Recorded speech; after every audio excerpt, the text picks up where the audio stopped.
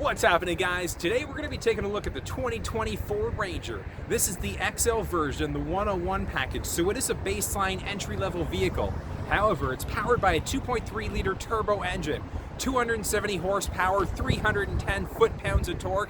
Factory towing option gives you up to 7,500 pound towing capacity. This thing's got a little engine, but a ton of heart. Let's take a look and see what this vehicle's got to offer.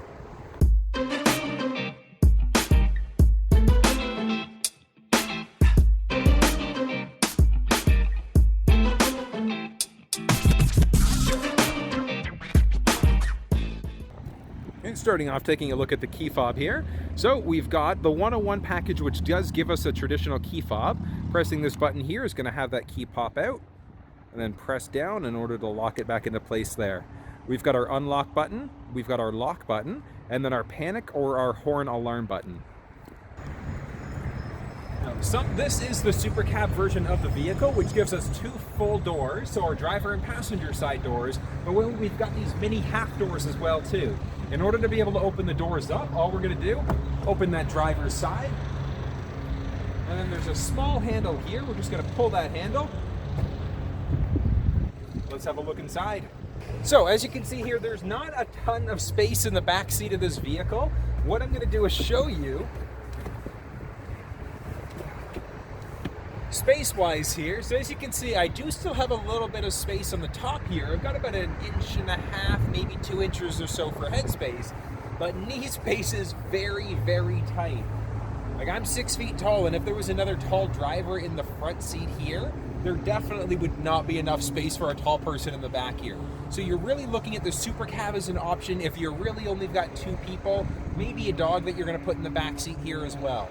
In the back seat of the Ranger, as you can see here, we've got a little tab at the bottom. So if we pull that tab down, we can lift the seat up. That goes for both the driver and passenger side. However, on the the driver's side here, I should say, there's a little tab underneath here. If we lift that up, we've got our jack. So if you ever need to change the tire, this is where you're going to go in order to get access to the jack in order to do that.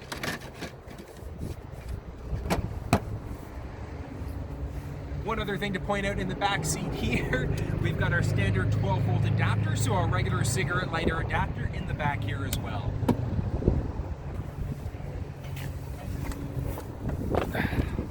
So on the SuperCab version of the vehicle, as you can see here, we only have 2 windows to really worry about, the driver and the passenger side. So we've got our auto window up and down on the driver's side, and then up and down on the passenger side. And then up here, we've got our traditional unlock and then our lock button. Next up, moving inside the vehicle here, in order to be able to turn the fog lights on, that's going to be this button here. So we're going to press that button to turn the fog lights on. Now we've got 4 individual settings here. The two I should say that you should really be focused on is going to be off, all the way to the left, and then our auto lights all the way to the right. That's automatically going to adjust the daytime and the nighttime lamps as necessary. I do recommend keeping it on auto all the time. From here, just off to the right, we've got dimmer switches, so that's going to make the instrument cluster screen. So this screen here, brighter or darker as necessary. And then this one here is going to be for our box lighting at the back. Next up here, we're going to figure out how to adjust the side view mirrors on the driver and passenger side, and that's going to be done using this little selector button here. So there's 3 individual settings, so we've got all the way to the left for the driver's side, in the middle, which is in neutral, and then the right-hand side, which is going to adjust the passenger side view mirror. And then from here, you're just going to use the directional pad in order to adjust it the way that you need it to be.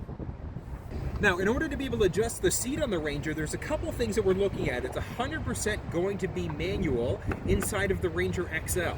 If we want to move the seat forwards and backwards, there's a little lever underneath behind our cuffs here. We're just going to crank that bar up and slide the seat forwards and backwards as necessary. Release when you're comfortable and you're set to go.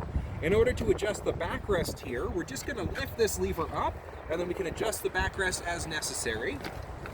This one here is going to move the seat up or down. So if we move it down, it's going to lower the seat here, or we can move the seat up by cranking it up here. Last one is going to be this little selector knob, which is going to be our lumbar support on the driver's side. Now, adjusting the steering wheel in the Ranger is also a manual process as well. However, the steering wheel is telescopic.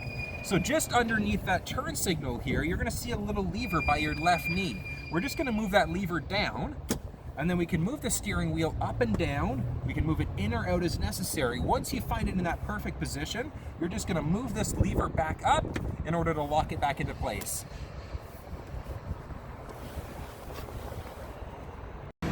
In order to be able to fold down the tailgate in this thing, all we're gonna do is make sure that the truck is first unlocked, and then all you're gonna do is grab the handle in the back here, pull down.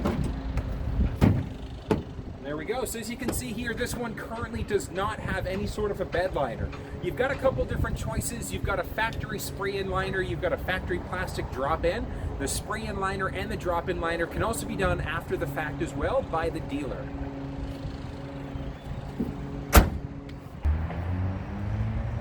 Now, when it comes to towing capacity on the Ranger, if you do get the factory towing option, it is bolted to the actual frame, so it's going to give you up to 7,500 pound towing capacity. However, if you decide to do just the hitch aftermarket, that number is going to get cut in about half. So you're going to be looking at about 3,500 pound towing capacity in comparison. So if you're ever thinking about towing using the Ranger, I 100% recommend getting it from the factory, because you're going to be able to get even more towing out of the vehicle. When the vehicle's turned on, this is the screen that we're going to be met with here. Starting off, we've got at the very top here our radio sources button, so we can choose between AM, FM here. Press OK once you've got the way that you'd like it to. Next up is going to be our sound settings button, so we can choose between balance and fade, speed compensation. From here, we've got our Bluetooth, so our phone connector button. So in order to be able to add a phone, it's very, very straightforward. All we're going to do on our phone here is make sure that your Bluetooth is turned on, and on the screen here you're going to just hit add phone. Search for your vehicle on your device and select it once it is found. And it should just take a second here. And there we go. As you can see, Ford Ranger's popped up. So we're going to go to connect to the Ranger here. Confirm that the pin displayed on sync matches the pin displayed on your device. That's correct. For your safety, and there we go. Stay alert to change so it really conditions and use Sync's voice-activated features while your vehicle is in motion. All right, there we go. So as you can see, it's very, very easy in order to be able to set a phone up on the vehicle. From here, we can look at text messages, we can use Siri, we can dial a number, look at contacts, recent calls, etc. So it's very, very simple to set up a phone here. Next up, from here, we've got our clock button. So you can adjust the clock from here if you need to, change the time around. And then we've also got our 24-hour or the military time instead, if you have a preference for that. At the bottom here, so our mobile apps, there are a few mobile apps that will work through the center screen here. The big one being things like radio apps. So LiveX Live is a version of a radio app that we can use on the center console screen here instead. Moving into our general settings here. So we've got a couple different options for our general settings. So we can turn the display off completely. Press OK to bring it back on. We can choose between our different media here now as well.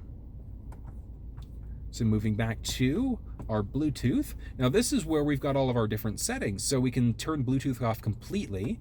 We can add Bluetooth devices. We can view devices. So this is the phone that we just finished adding in right now. In order to be able to remove it, all we're going to do is go down to remove, hit yes. And as you can see, the phone is now disconnected from the vehicle. So very, very straightforward there. Moving back down now, we've got, again, our mobile app screen. We've got our clock here. So there is a quick access button here for the clock, and then here for the mobile apps. And then we've got some generic settings, or general settings, and that's when we can do things like change the language that we're in, whether that's English, Spanish, or French. Distance, so we're in kilometers and liters. We can choose between miles and gallons. Temperature, obviously Celsius and Fahrenheit. And then the very bottom, we can do a master reset. So that would really come into play if you're getting some sort of wonky error messages on the screen, we can master reset. Or if you're selling the truck, you can do a master reset there as well.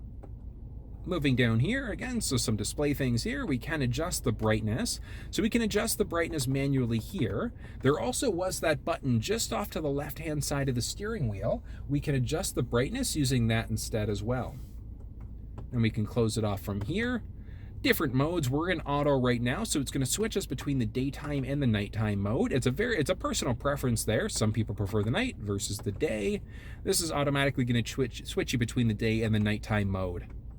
Dropping down here, we've got 911 Assist. In order for 911 Assist to be active, you do need to have your phone connected.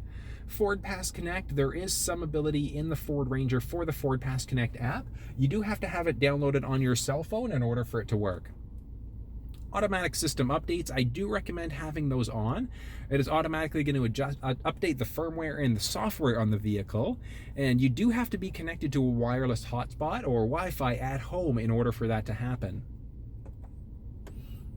Next up is going to be our voice command list here. So our control settings, we've got advanced mode, confirmation, and our voice list.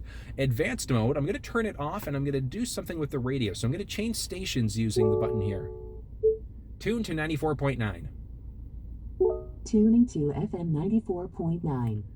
So as you heard there was a little bit of a warning letting us know that it's tuning to that station. So if we turn advanced mode on and do that again, tune to 97.7. As you can see, we didn't get a message here, but it did change the station for us. So the advanced mode means that we're not going to get quite as many prompts and confirmations as we would if advanced mode was turned off. With phone confirmation, when we make a phone call, it's that confirmation of, would you like to call such and such a person? And then the voice command list is this little list that comes up here. So it's a matter of preference whether or not you want that list to show up here. Moving back and down, we've now got parking here, so rear view camera delay, whether or not there's a delay when we switch into reverse.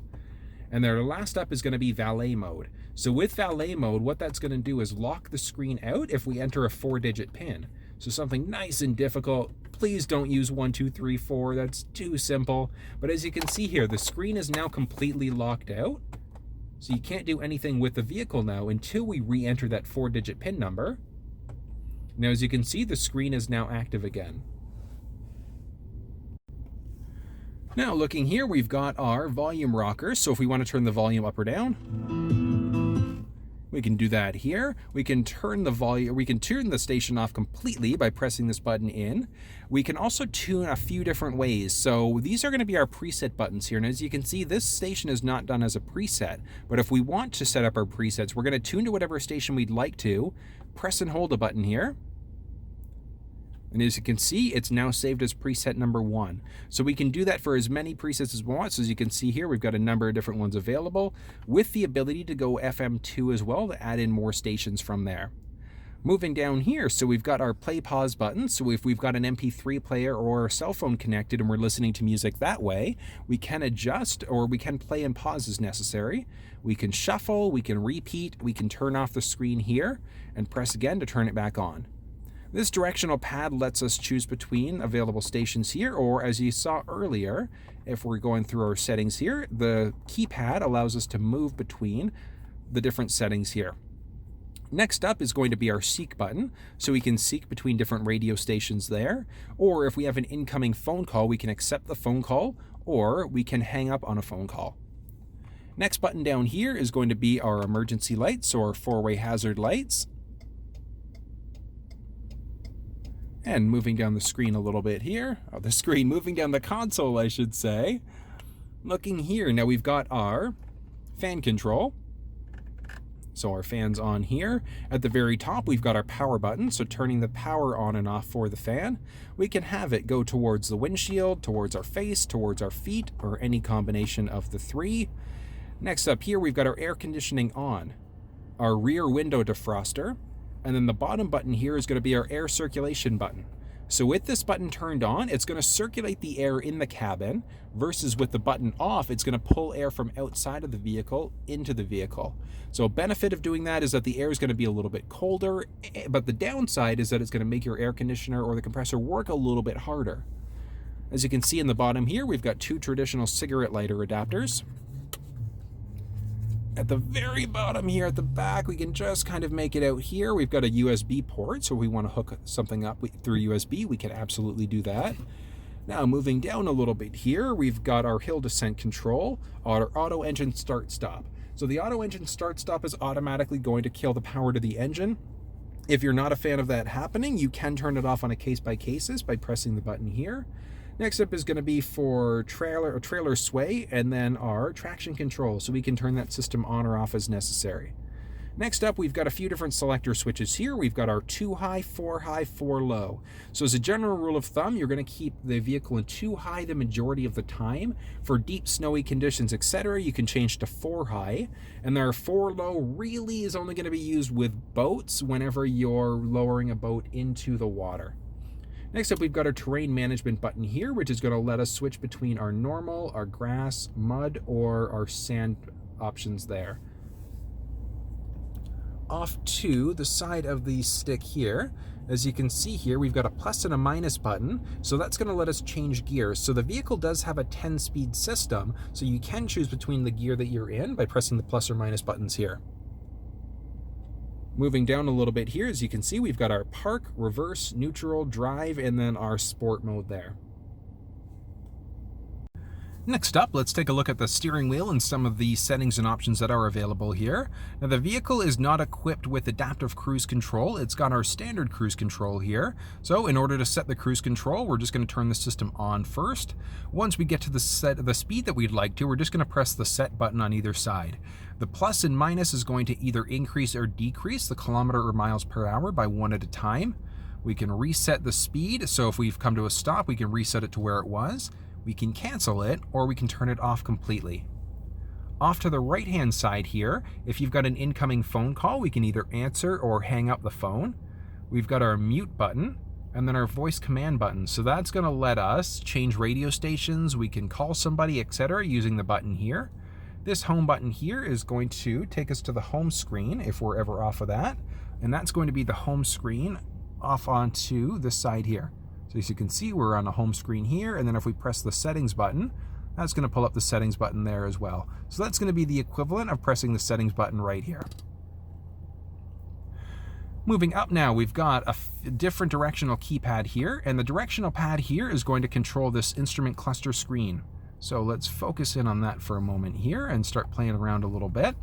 So off to the side here, we've got our trip 1, our trip 2, fuel economy, and a few others. So starting at the top here with our trip 1, we've got our current speed. We can choose between distance to empty, our trip odometer, our trip timer, our fuel average, and then the overall average. So if you ever need to reset our overall average, all we're going to do is press and hold the OK button here.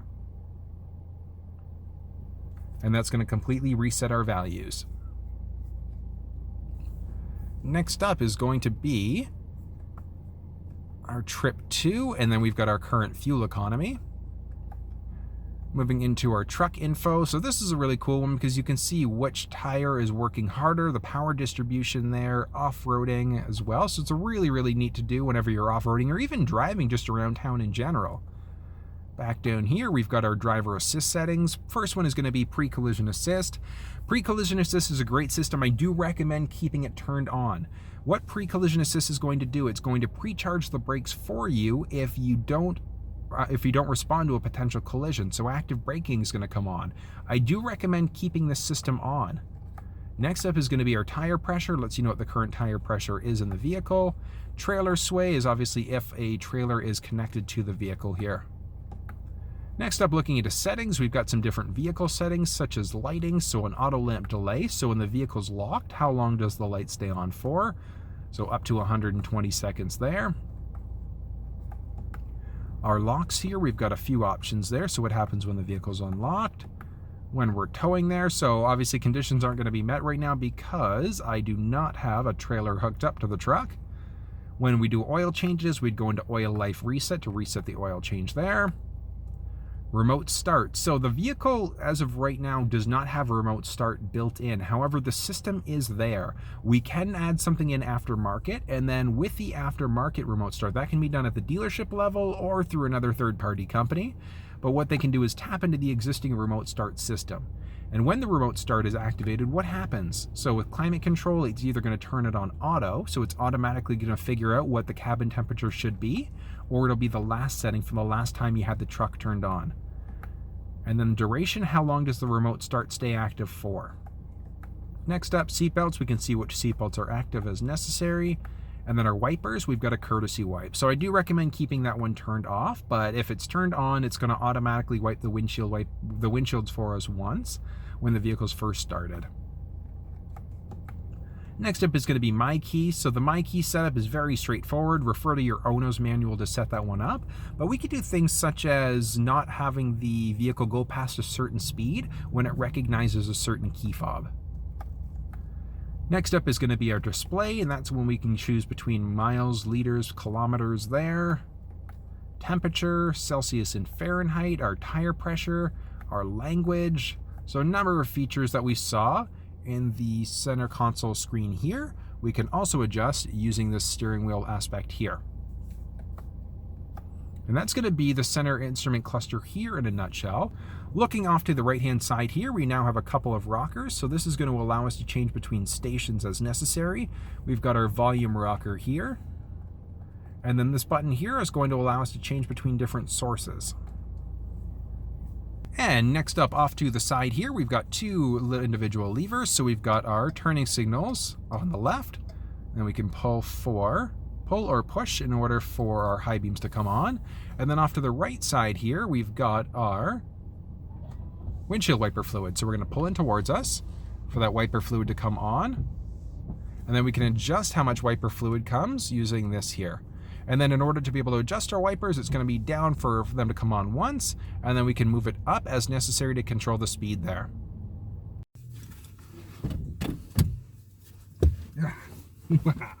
All right, now for the fun part. Let's take this thing for a spin and see how it handles just around the road.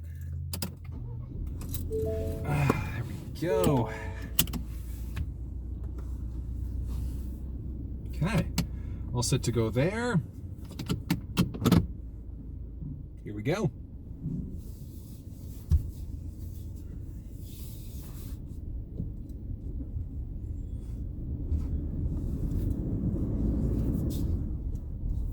Okay, one thing right from the get-go that I noticed, the engine's a little bit loud, but again, I'm just starting her off right now. Oh yeah.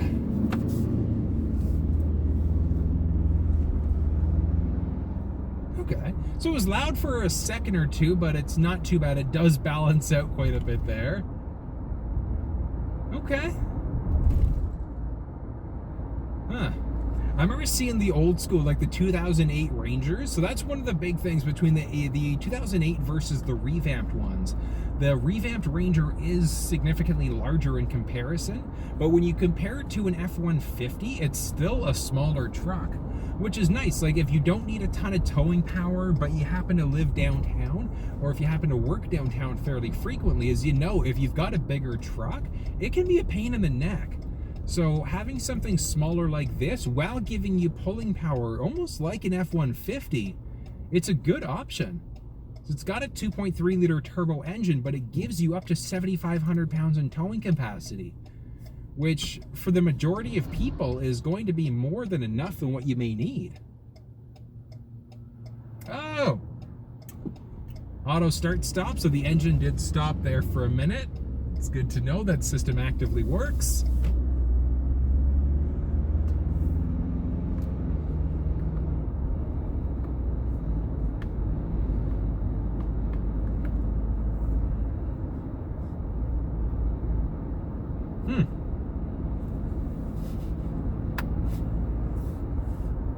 It's comfortable for a basic truck. Like it's actually surprisingly nice.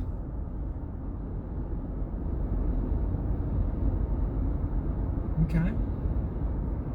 Now the one thing about the XL version of the vehicle, it doesn't have the ability to have those blind spot indicators on either side of the mirrors. I've come to like them driving these Ford vehicles. Like, I love it. It's a very unobtrusive light. It lets you know if anybody's under the blind spot. Now, having said that, these ones here, so looking at the side view mirrors here, it does have that smaller trailer tow mirror up at the very top left of the driver's side and then top right of the passenger side. So it does give you a little bit of a clearer view of what's potentially there. But really, that's just a matter of personal preference. Now, having said that, there is an added technology package that's available on the truck that would give you those blind spot indicators.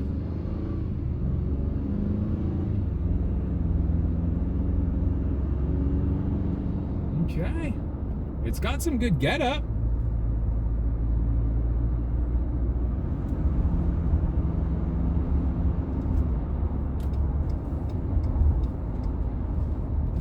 shabby. Not too shabby at all, though. The power's there when we need it.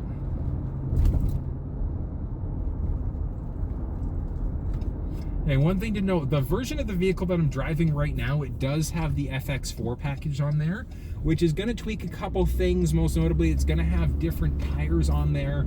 So they're going to be an all-terrain tire instead, or an off-road tire instead, I should say. So it's going to lead to a little bit more road noise than you'd be used to. I'd like to look at it like this. Imagine, you know the difference that you get when you're driving with your summer tires on versus your winter tires? It's like that. How normally when you're on dry pavement, I should say, with your winter tires on, it's a little bit louder. That's kind of what to expect when you've got the Fx4 package on there. It's a little bit of a noisier wheel there, but slightly noisier, but at the same time, it's not so noisy that it's like it's something you just can't deal with.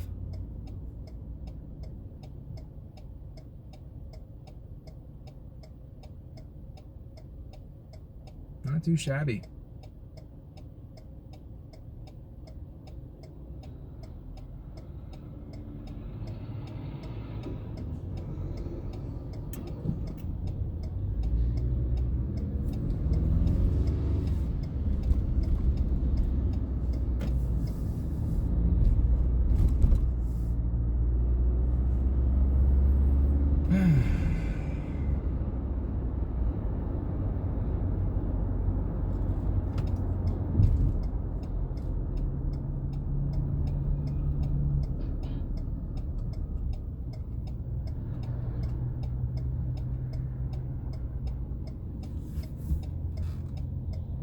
Every time. That's interesting. So the auto engine start stop, it's like every time I come to a stop there, the engine is stopping, which is very rare because a lot of the other vehicles that I tried, like it was very sporadic, but this one seems to be happening every time.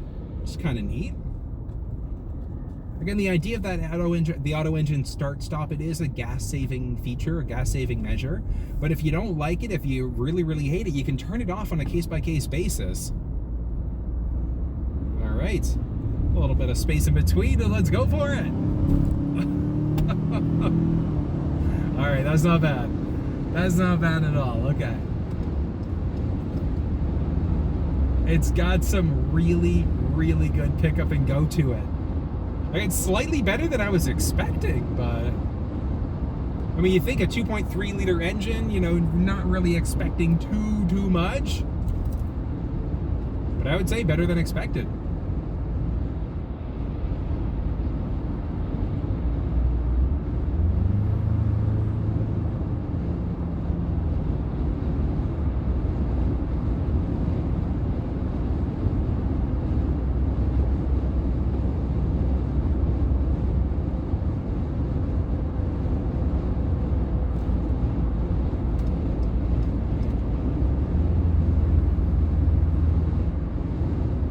Nice.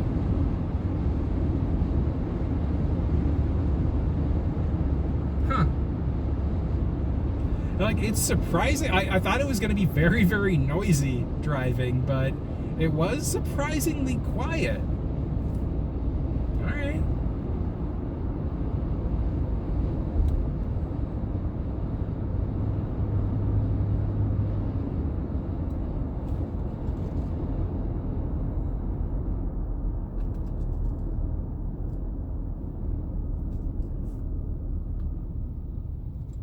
Okay, and same thing, I'm gonna see if this auto engine start stop. Yeah, it happened again. And I'm not saying that it's a bad thing, like it's great that it's happening. Like, I'm just very surprised that it's happening so frequently. Because I've driven a few different Ford vehicles where it doesn't happen that often. This is kind of neat. And then again, as always, if we want to turn that off, we've got that little A button here. And then that's gonna just turn it right back on again.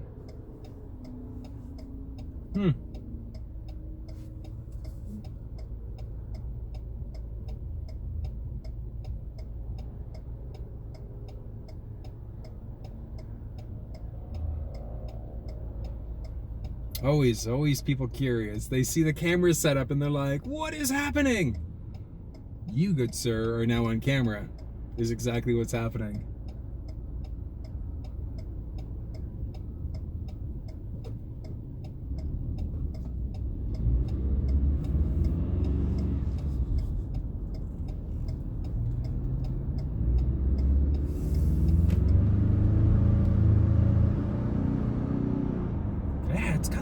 straight pick up and go.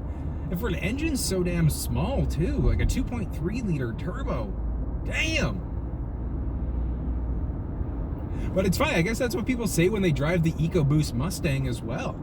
2.3 liter turbo in that vehicle, and really there's a difference obviously between that Mustang and this, but still, knowing that you've got the power there when you need it is huge. Okay.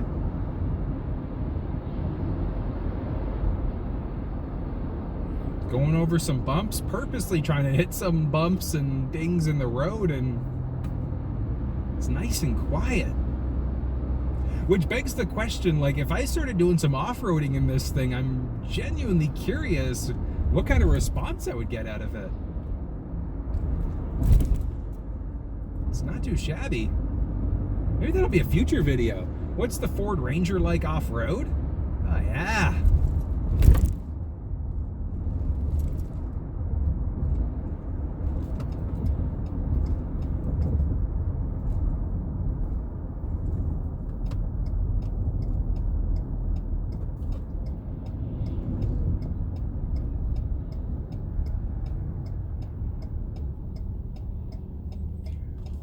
Like, realistically, like I said, like this screen is like, it's significantly smaller in comparison than the Sync 3 screen. But if you don't care about technology, like if you're really just gonna make phone calls, you don't care about maps and navigation and having your phone connected to be able to have it reflected on there using Android Auto, Apple CarPlay, like if you don't care about that technology, like this trim level of the vehicle, it's a good entry-level truck.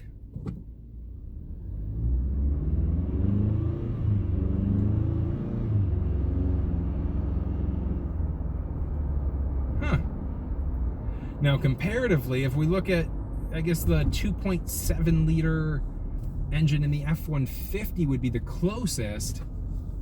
I'd say they're like neck and neck, for sure.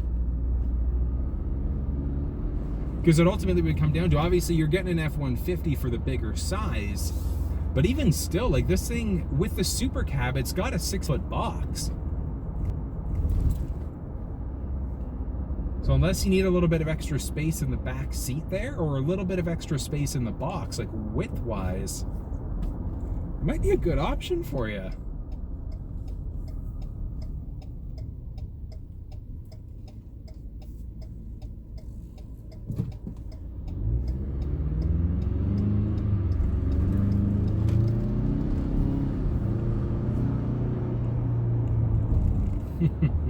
Nice. Very nice.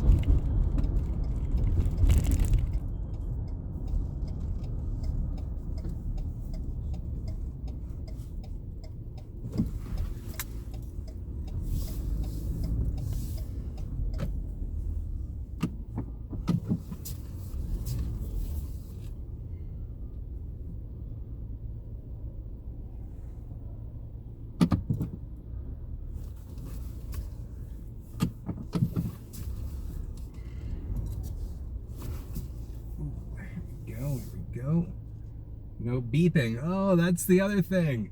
The beeping. I'm so used to that. I'm so used to it. That's okay. There we go. That's perfect.